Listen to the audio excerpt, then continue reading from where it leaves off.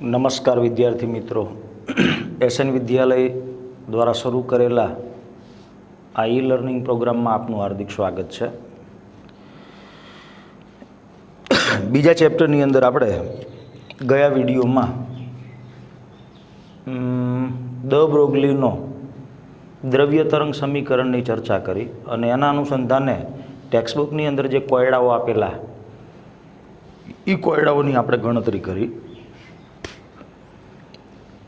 આગળ જે બોરનો પરમાણવીય નમૂનો આપણે ચલાવ્યો છે કે જેની અંદર જુદી જુદી કક્ષાઓમાં ઇલેક્ટ્રોનની સંક્રાંતિ થાય છે અને એના અનુસંધાને એ કક્ષાઓ વચ્ચે રહેલો ઉર્જાનો તફાવત અથવા તો એની તરંગ લંબાઈ અથવા તો એની આવૃત્તિ એના અનુસંધાને દાખલાઓ ગણવાના બાકી છે. એ દાખલાઓ ગણીએ એ પહેલાં આપણે આગળ એક થિયરી ચલાવી દઈએ, પછી આપણે બોરના પરમાણવીય નમૂનાની અંદર જુદી જુદી કક્ષાઓમાં રહેલા ઇલેક્ટ્રોનની ઉર્જા એના અનુસંધાને દાખલાઓ ગણીશું. તો બોરનો પરમાણવીય નમૂનો જે કેટલીક બાબતો સમજાવી શકતો નહોતો, એટલે એની મર્યાદાને દૂર કરવા માટે થઈ અને બીજા બે નવા સિદ્ધાંતો અસ્તિત્વમાં આવ્યા. એમાંનો એક દ બ્રોગલી દ્વૈતવાદ અથવા તો દ્રવ્ય તરંગ સમીકરણ, જેને આપણે દ બ્રોગલીના સમીકરણ તરીકે ઓળખતા. Lambda is equal to h upon p અથવા તો lambda is equal to h upon m into v. હવે આપણે જે વાત કરવાના છીએ એ છે હાઇઝનબર્ગનો અનિશ્ચિતતાનો સિદ્ધાંત.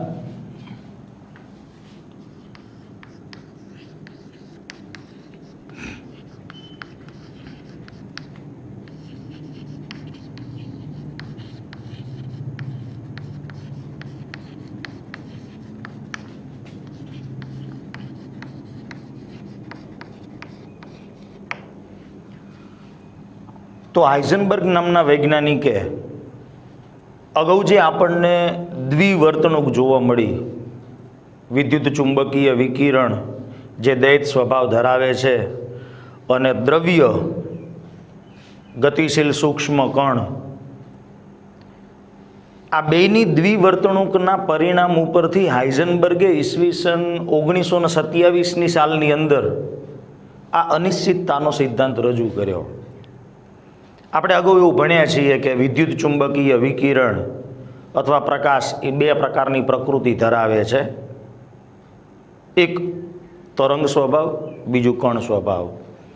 એવી જ રીતે દ બ્રોગલી એવી રજૂઆત કરી કે ભાઈ ગતિશીલ અતિ સૂક્ષ્મ કણ હોય તો એ ગતિશીલ અતિ સૂક્ષ્મ કણ અથવા દ્રવ્ય એ પણ આ પ્રકાશની જેમ જ દ્વિવર્તણૂક ધરાવતો હોવો જોઈએ.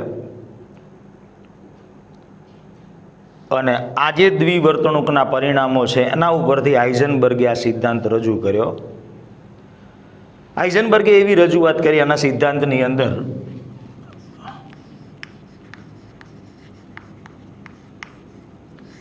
કે કોઈ પણ ગતિશીલ અતિ સૂક્ષ્મ કણ હોય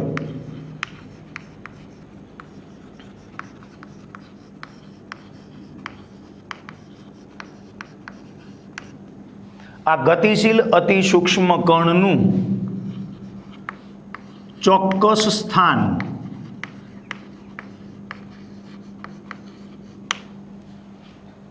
અને ચોક્કસ વેગમાન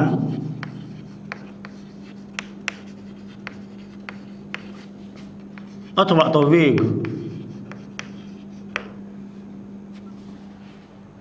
એ એક જ સાથે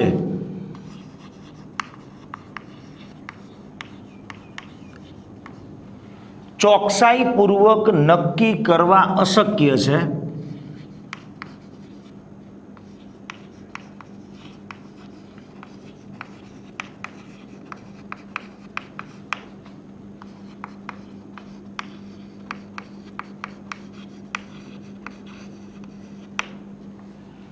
ગતિશીલ અતિ સૂક્ષ્મ કણ હોય એનું ચોક્કસ સ્થાન અને એનું ચોક્કસ વેગમાન આ બંને એક જ સમયે અથવા એક જ સાથે ચોકસાઈપૂર્વક નક્કી કરી શકાય નહીં, એ નક્કી કરવા અશક્ય છે. એટલે એના ઉપરથી એણે એનું ગાણિતીય સ્વરૂપ રજૂ કર્યું.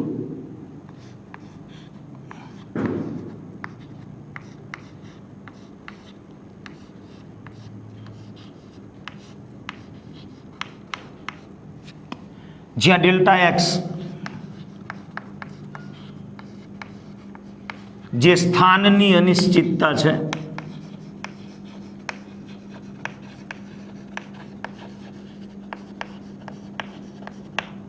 ડેલ્ટા પી એ વેગમાનની અનિશ્ચિતતા છે.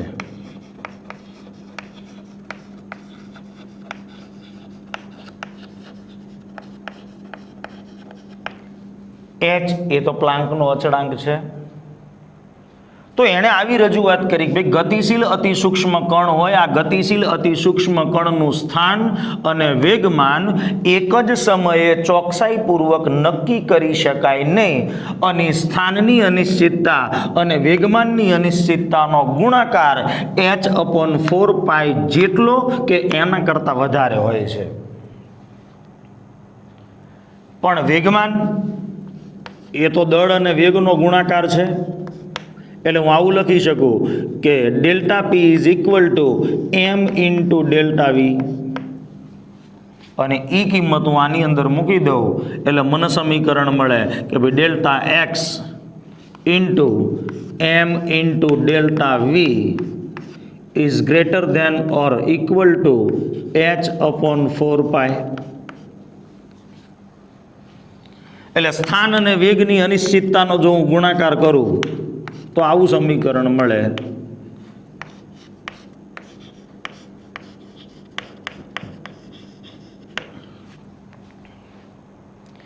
એટલે હાઇઝનબર્ગનો સિદ્ધાંત એવું કહેવા માંગે છે કે ભાઈ આવો જે ગતિશીલ અતિ સૂક્ષ્મ કણ હોય, આ ગતિશીલ અતિ સૂક્ષ્મ કણનું જો સ્થાન આપણે ચોકસાઈપૂર્વક માપવા જઈએ તો એના વેગમાનની અનિશ્ચિતતા વધી જાય છે.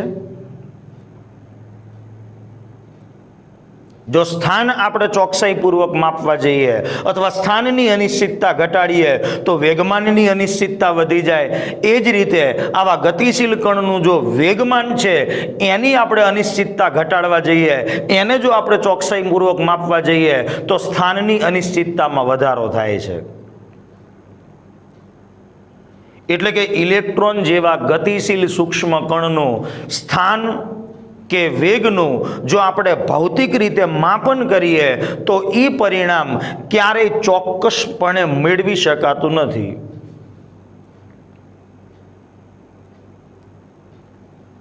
કારણ શું? તો કે ઇલેક્ટ્રોન એ અતિ સૂક્ષ્મ અને બિંદુ ભાર છે જે પરિમાણ રહિત છે. એટલે જો આપણે ઇલેક્ટ્રોનનું અવલોકન કરવું હોય તો એના ઉપર મારે પ્રકાશ અથવા તો વિદ્યુત ચુંબકીય વિકિરણ આપાત કરવો પડે. ઇલેક્ટ્રોન જેવા ગતિશીલ સૂક્ષ્મ કણનું સ્થાન અને વેગ એનું જો મારે ભૌતિક રીતે માપન કરવું હોય તો એ પરિણામ ચોક્કસપણે મેળવી શકાતું નથી, કારણ કે ઇલેક્ટ્રોન એ તો બિંદુવત સૂક્ષ્મ ભાર છે જે પરિમાણ રહિત છે. એટલે એનું જો મારે અવલોકન કરવું હોય તો એના ઉપર વિદ્યુત ચુંબકીય વિકિરણ અથવા તો પ્રકાશ એને આપાત કરવો પડે. તો જ્યારે આપણે ઇલેક્ટ્રોન એનું અવલોકન કરવા માટે એના ઉપર પ્રકાશ આપાત કરીએ તો એ ઉપયોગમાં લીધેલા પ્રકાશની તરંગ લંબાઈ એ ઇલેક્ટ્રોનનું જે પરિમાણ છે એના કરતાં હંમેશા ઓછી હોવી જોઈએ. ગતિશીલ અતિ સૂક્ષ્મ કણ એટલે કે ઇલેક્ટ્રોન, આ ઇલેક્ટ્રોનનું જો આપણે અવલોકન કરવું હોય તો એના માટે આપણે પ્રકાશ અથવા તો વિદ્યુત ચુંબકીય વિકિરણ એના ઉપર આપાત કરવો પડે, અને આપાત કરેલા પ્રકાશની તરંગ લંબાઈ એ ઇલેક્ટ્રોનના પરિમાણ કરતાં હંમેશા ઓછી હોવી જોઈએ. આ ઓછી તરંગ લંબાઈ ધરાવતા પ્રકાશનું ઓછી તરંગ લંબાઈ વાળો પ્રકાશ હોય તો એનું વેગમાન વધી જાય. એટલે ઇલેક્ટ્રોનનું અવલોકન કરવા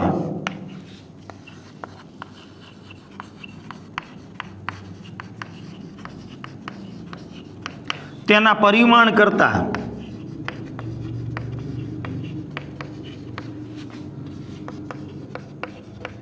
ઓછા પરિમાણ ધરાવતો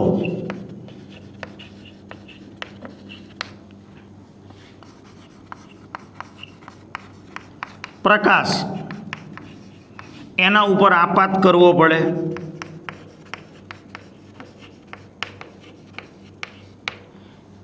એનો અર્થ એવો થયો કે આપણે ઓછી તરંગ લંબાઈ ધરાવતો પ્રકાશ એના ઉપર આપાત કરવો પડે.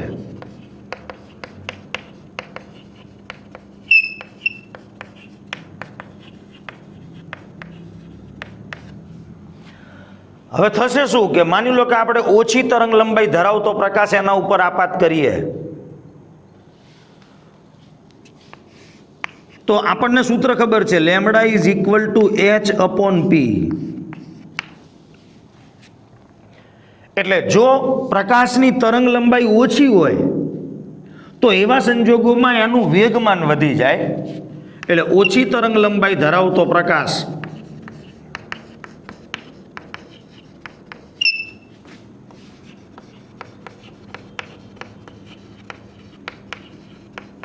એનું વેગમાન વધી જાય છે. તો જ્યારે આપણે ઇલેક્ટ્રોનનું અવલોકન કરવું હોય ત્યારે ઇલેક્ટ્રોનનું અવલોકન કરવા માટે ઓછી તરંગ લંબાઈ ધરાવતો પ્રકાશ એના ઉપર જો આપાત કરીએ તો એ આપાત પ્રકાશની તરંગ લંબાઈ ઓછી હોવાના લીધે એનું વેગમાન વધી જાય. અને વેગમાન વધે એટલે એ જ્યારે પ્રકાશ ઇલેક્ટ્રોન સાથે અથડાય, ઇલેક્ટ્રોનનું સ્થાન આપણે નક્કી કરવું છે ને એના માટે થઈ અને ઓછી તરંગ લંબાઈ ધરાવતો પ્રકાશ લીધો આપણે. પણ પ્રકાશની તરંગ લંબાઈ ઓછી હોય ત્યારે એનું વેગમાન વધારે હોય, અને વેગમાન વધારે હોય એટલે એ પ્રકાશ જ્યારે ઇલેક્ટ્રોન સાથે અથડાય એટલે ઇલેક્ટ્રોન સાથેની અથડામણ પછી ઇલેક્ટ્રોનનો વેગ વધી જાય. તો આવા ઓછી તરંગ લંબાઈ ધરાવતો પ્રકાશ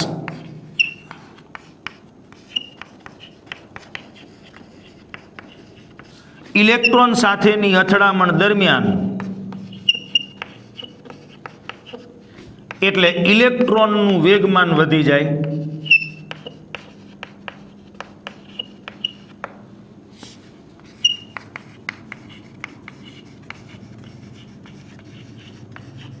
ટૂંકમાં આપણે ઇલેક્ટ્રોનનું સ્થાન ચોકસાઈપૂર્વક નક્કી કરવું હતું એટલે એના ઉપર આપણે ઓછી તરંગ લંબાઈ વાળો પ્રકાશ આપાત કર્યો.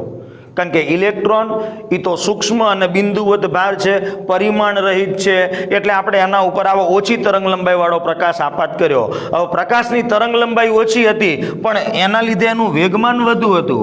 હવે એનું વેગમાન વધુ હતું એટલે એ ઇલેક્ટ્રોન સાથે જેવો અથડાયો એટલે ઇલેક્ટ્રોનનું વેગમાન પણ વધી ગયું અથવા ઇલેક્ટ્રોનનો વેગ પણ વધી ગયો. તો જ્યારે આપણે સ્થાન ચોકસાઈપૂર્વક નક્કી કરવા જઈએ ત્યારે એના વેગની અનિશ્ચિતતા વધી જાય છે, અને એ જ રીતે જો આપણે એનો વેગ ચોકસાઈપૂર્વક માપવા જઈએ તો એના સ્થાનની અનિશ્ચિતતા વધી જાય છે. ટૂંકમાં આવા ઇલેક્ટ્રોન અને એના જેવા સૂક્ષ્મ કણ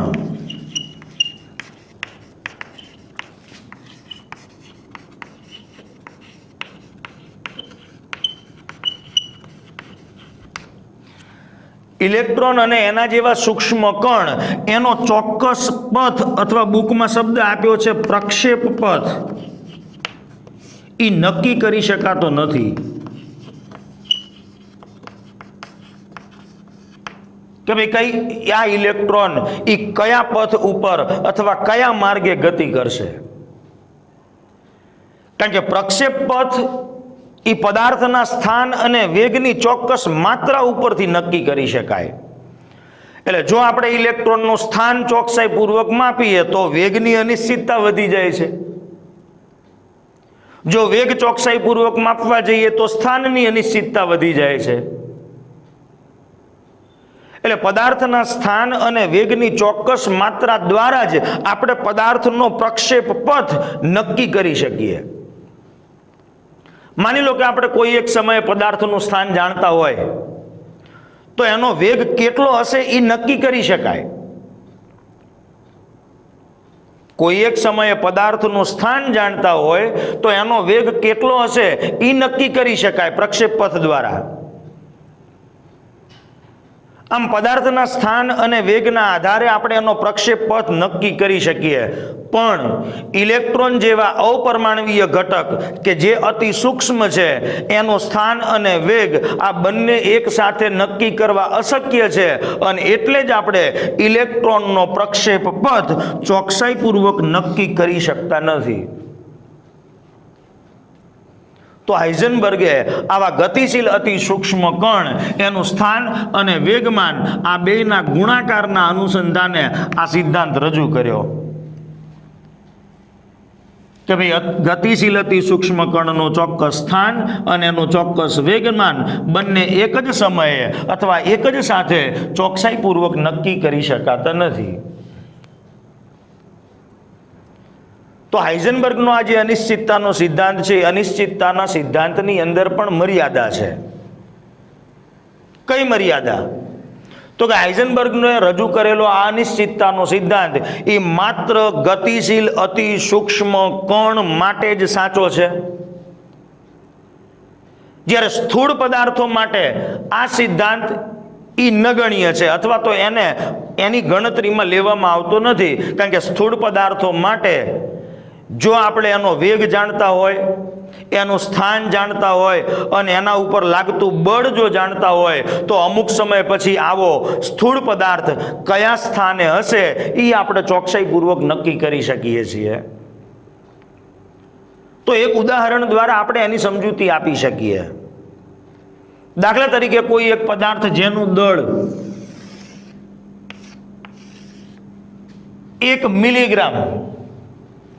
1 મિલીગ્રામ દળ ધરાવતો કોઈ પદાર્થ છે.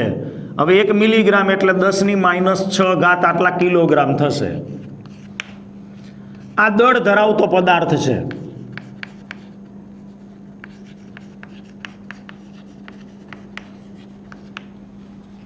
આ 1 મિલીગ્રામ દળ ધરાવતો પદાર્થ હોય ની દળ ધરાવતા પદાર્થના સ્થાન અને વેગમાનની અનિશ્ચિતતાનો આપણે ગુણાકાર મેળવીએ તો સ્થાન અને વેગમાનની અનિશ્ચિતતાનો ગુણાકાર એટલે ΔX × ΔV is equal to h/4πm. આ સૂત્રનો ઉપયોગ કરીએ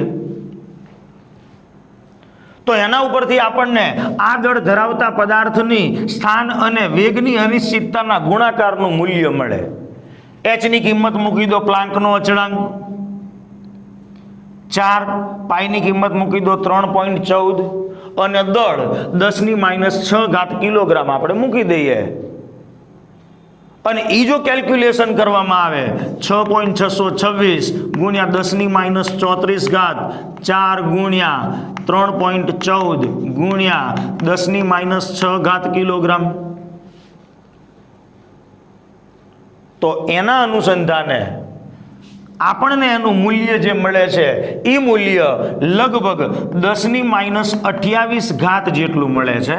અને એનો એકમ સ્થાનની અનિશ્ચિતતા તો કે મીટરમાં માપવામાં આવે, વેગ તો કે મીટર પ્રતિ સેકન્ડમાં માપવામાં આવે. એટલે સ્થાન અને વેગની અનિશ્ચિતતાનો ગુણાકાર 10⁻28 મીટર પ્રતિ સેકન્ડ જેટલો મળે. અને આ મૂલ્ય બહુ ઓછું છે. હવે જે મૂલ્ય ઓછું છે એ મૂલ્ય આપણે ચોકસાઈપૂર્વક ગણતરી કરી શકતા નથી.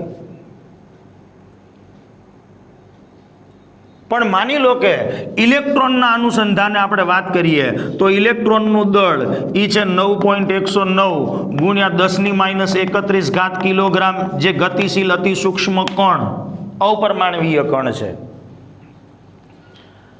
હવે આવા અપરમાણવીય કણ માટે આપણે એ હાઇઝનબર્ગના અનિશ્ચિતતાના સિદ્ધાંતનો ઉપયોગ કરી ΔX × ΔV એનું મૂલ્ય જો મેળવીએ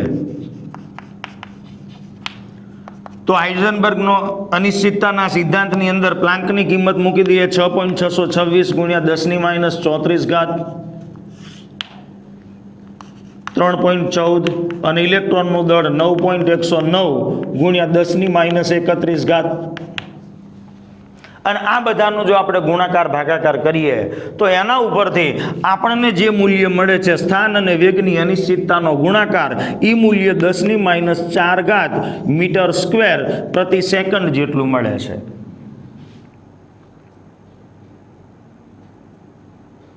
ટૂંકમાં ઇલેક્ટ્રોનના સ્થાનની અનિશ્ચિતતા એ માની લો કે 10⁻8 આટલી છે. ઇલેક્ટ્રોનના સ્થાનની અનિશ્ચિતતા 10⁻8 મીટર છે. તો એના ઉપરથી હવે હું વેગની અનિશ્ચિતતાનું મૂલ્ય મેળવી શકું તો કે સ્થાન અને વેગની અનિશ્ચિતતાનો ગુણાકાર ઈ કેટલો, તો કે ઈ તો 10⁻4. હવે સ્થાનની અનિશ્ચિતતા કેટલી? તો કે 10⁻8. એટલે મને વેગની અનિશ્ચિતતા મળી જાય તો વેગની અનિશ્ચિતતા કેટલી? તો કે 10⁴ મીટર પ્રતિ સેકન્ડ.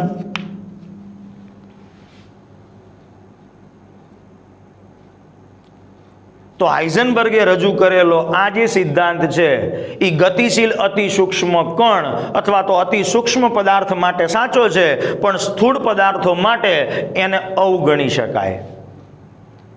કારણ કે એ જે મૂલ્ય આપણને મળે છે એ મૂલ્ય ખૂબ જ ઓછું મળે છે.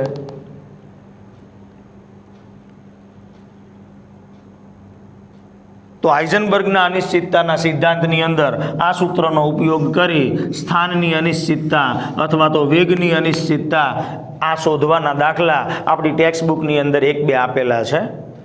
તો પહેલાં આપણે આવા કોયડાની અંદર સ્વરૂપે આપેલા જે 2 દાખલાઓ છે હાઇઝનબર્ગના, એ દાખલાઓની ચર્ચા કરીએ. ત્યાર પછી આપણે બોરના પરમાણુ નમૂનાની અંદર ઇલેક્ટ્રોનની જે સંક્રાંતિ થતી એના અનુસંધાને દાખલાઓ ગણીશું. તો કોયડા નંબર 2.15 જે હાઇઝનબર્ગના અનિશ્ચિતતાના સિદ્ધાંતનો દાખલો છે.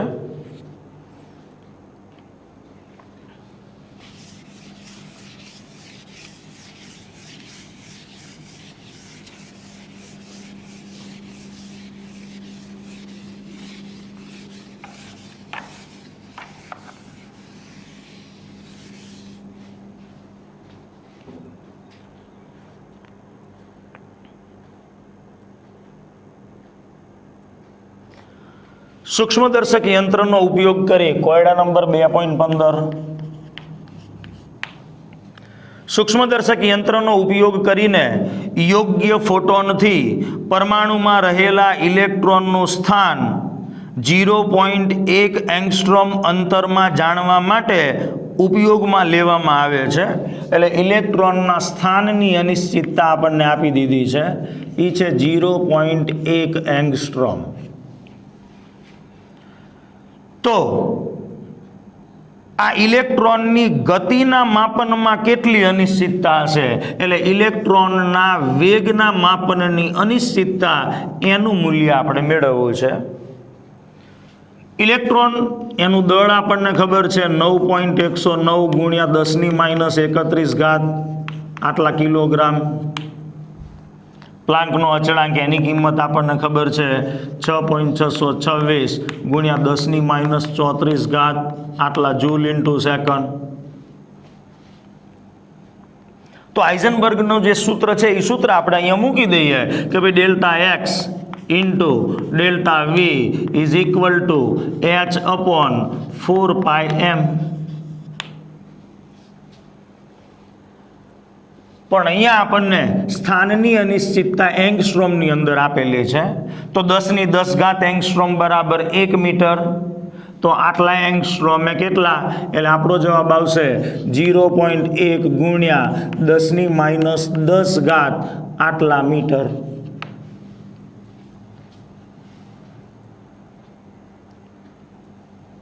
તો હવે કિંમતો ડેલ્ટા એક્સ આપણી પાસે છે, ડેલ્ટા વી શોધવાનો છે, એમ છે, પાઈની કિંમત છે, એચની કિંમત છે.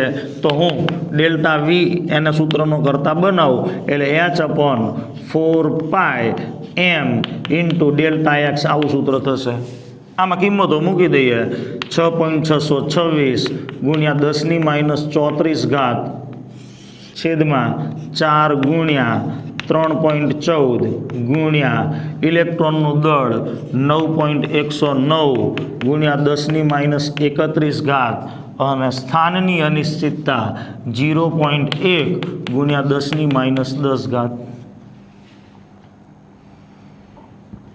તો આ 31 ને 10 41, અહીંયા 34 છે એટલે 7 વધશે 10⁻⁻ નીચે, એ ઉપર જશે એટલે 10⁻⁷. અહીંયા જે છેદમાં 10 છે એ ઉપર જશે એટલે 10⁸. અને બાકીની જે સંખ્યાઓ આપેલી છે એનો આપણે ગુણાકાર ભાગાકાર કરીએ તો 6.626 ભાગ્યા 4 ભાગ્યા 3.14 ભાગ્યા 9.109 જવાબ આવશે 0.0579 0.0579 2 પોઈન્ટ આમ ખસી જઈએ 5.79 ગુણ્યા 10ની 2 પોઈન્ટ એટલે અહીંયા 6 ઘાત થશે. વેગ છે મીટર પ્રતિ સેકન્ડ. તો આ પ્રમાણે ઇલેક્ટ્રોનનું સ્થાન નક્કી કરવા જ્યારે આપણે આના ઉપર ફોટોન આપાત કરીએ ત્યારે એની સ્થાનની અનિશ્ચિતતા જો આટલી હોય તો એની વેગની અનિશ્ચિતતાનું મૂલ્ય 5.79 ગુણ્યા 10ની 6 ઘાત મીટર પ્રતિ સેકન્ડ મળશે. ત્યાર પછી કોયડા નંબર 2.16 ગોલ્ફનો એક દડો. તો અહીંયા જે આપણને મૂલ્ય મળે છે એ આટલું મળે છે, યાદ રાખજો. આ જે દાખલો છે એની અંદર આપણને આટલું મૂલ્ય મળે છે વેગનું. હવે ગોલ્ફનો એક દડો જેનું દળ એટલે દળ આપેલું છે એ છે 40 ગ્રામ. તો આને હું કિલોગ્રામની અંદર ફેરવી દઉં એટલે 1000 ભાગવા પડે એટલે શૂન્ય જાય. 4 ગુણ્યા 10ની -2 ઘાત. તો આટલા કિલોગ્રામ દળ થશે. એનો વેગ તો આપણને વેગ આપી દીધો છે એ છે 45 મીટર પ્રતિ સેકન્ડ. હવે જો વેગ 2% ચોકસાઈથી માપી શકાતો હોય એટલે વેગની ચોકસાઈ અથવા વેગની અનિશ્ચિતતા એ 2% છે, તો સ્થાનની અનિશ્ચિતતા ગણો એટલે ડેલ્ટા એક્સ આપણે ગણવો છે. હવે અહીંયા જે તમને વેગની અનિશ્ચિતતા આપેલી છે એ માત્ર 2% છે એટલે એનો અર્થ એવો થાય કે જો ગોલ્ફના દડાનો વેગ 100 મીટર પ્રતિ સેકન્ડ હોય તો વેગની અનિશ્ચિતતા કેટલી છે તો કે 2 મીટર પ્રતિ સેકન્ડ. 100 વેગ હોય 100 મીટર પ્રતિ સેકન્ડ જેટલો તો વેગની અનિશ્ચિતતા 2 મીટર પ્રતિ સેકન્ડ છે. તો અહીંયા આપણને ગોલ્ફના દડાનો વેગ આપી દીધો છે કે ભાઈ 45 મીટર પ્રતિ સેકન્ડ જો એનો વેગ હોય તો વેગની અનિશ્ચિતતા કેટલી તો 45 ગુણ્યા 2/100 એટલે 90/100 એટલે 9/10 0.9 મીટર પ્રતિ સેકન્ડ આટલી વેગની અનિશ્ચિતતા આવશે. બસ હવે સૂત્રની અંદર કિંમતો મૂકી દઈએ. Delta x into delta V is equal to h/4πm. Delta x ગણવો છે એટલે આ ડેલ્ટા વી અહીંયા આવતો રહેશે બરાબર ઇન્ટુ ડેલ્ટા વી. ચલો કિંમતો મૂકી દઈએ. h 6.626 ગુણ્યા 10ની -34 ઘાત છેદમાં 4 ગુણ્યા 3.14 ગુણ્યા દળ 4 ગુણ્યા 10ની -2 ઘાત અને વેગ એની અનિશ્ચિતતા 0.9 મીટર પ્રતિ સેકન્ડ. તો અહીંયાથી 2 ઘાત જશે એટલે ઉપર 10ની -32 ઘાત વધશે અને બાકીની સંખ્યાનો આપણે ગુણાકાર ભાગાકાર કરી નાખીએ તો 6.626 ભાગ્યા 4 ભાગ્યા 3.14 ભાગ્યા 0.9 તો તમારો જવાબ આવે છે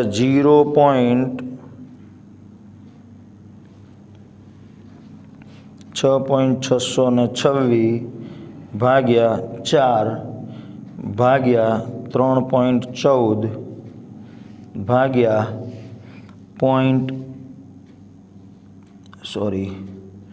6.626 ભાગ્યા 4 ભાગ્યા 3.14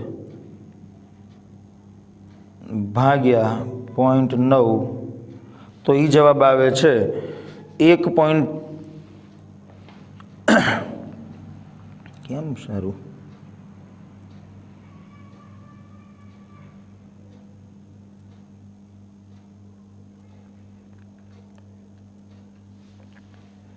$6.626 એરર આવે છે. 6.626 પહેલાં બધાનો ગુણાકાર કરી નાખીએ છેદનો. 4 ગુણ્યા 3.14 ગુણ્યા 0.9 એ આવે છે 11.304. 11.304.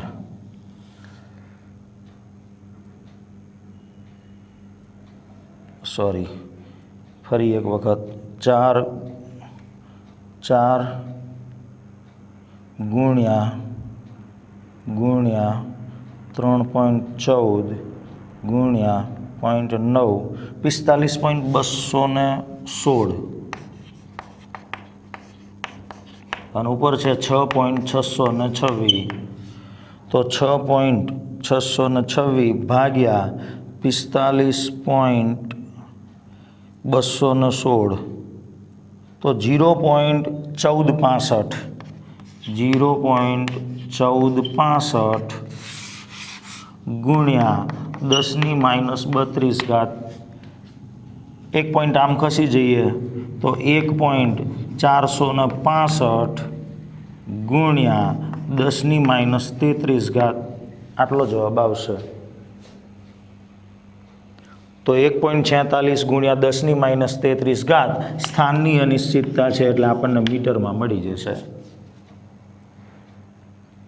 તો આ પ્રમાણે હાઇઝનબર્ગનું સૂત્ર ΔX × ΔV = H/4πm અથવા તો ΔX × ΔP = H/4π એનો ઉપયોગ કરી અને આપણે સ્થાન અને વેગની અનિશ્ચિતતા મેળવી શકીએ.